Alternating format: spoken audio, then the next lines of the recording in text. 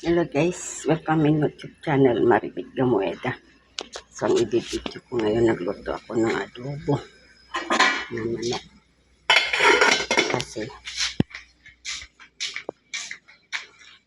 kami lang dito ng dalawa kong alaga. Wala yung amo kong babae sa Cagayan. Bali. Nag-flight siya mamayang gabi. Tapos yung amo kong lalaki naman nasa Pangasinan. So kami lang dito, tatlo. Yung ulam namin hanggang gabi na yan guys, adobong manok. So parang maputla, kulang pa sa toyo. So ayan, pagdagan ko ang toyo guys. Marami na naman yan, tatlo kami hanggang gabi na yan guys. So ayan, tapos mamaya titinda ako ng mangga guys. Ayan 150 ang kilo guys. So ayan ang aking paninda mamayang hapon. Dapat kanina ako magbenta kaso lang mainit pa guys. Kaya ito 150 ang isang kilo. So ayan, bilangin ko yan mamaya kung ilang kilo ang isang, kung ilang kilo sila lahat.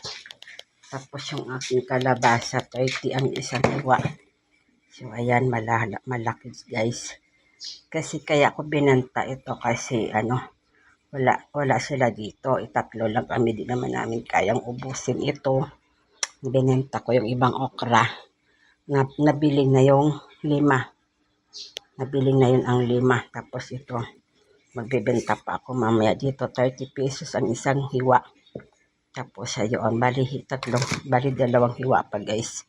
Tapos yung isang hiwa sa amin na pampakbit yan guys. Kasi kami lang dito guys eh. So ayan, aking ilalako mamaya, isabay ko sa aking paninda guys, sa mangga ko. Kasi ito na lang ang aking gulay. So ayan, siguro dalawang slice pa.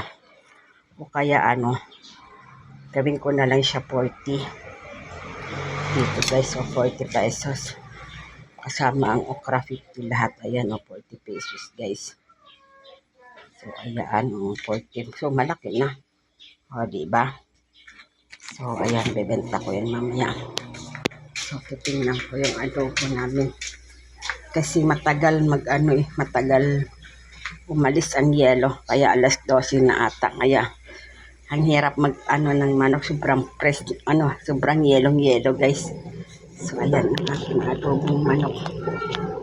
So ayan, ipaprito ko pa yan, tapos saka ko adobo ulit. So hanggang dito na lang ang aking video. Bye bye, God bless. Ingat po kayo, bye bye.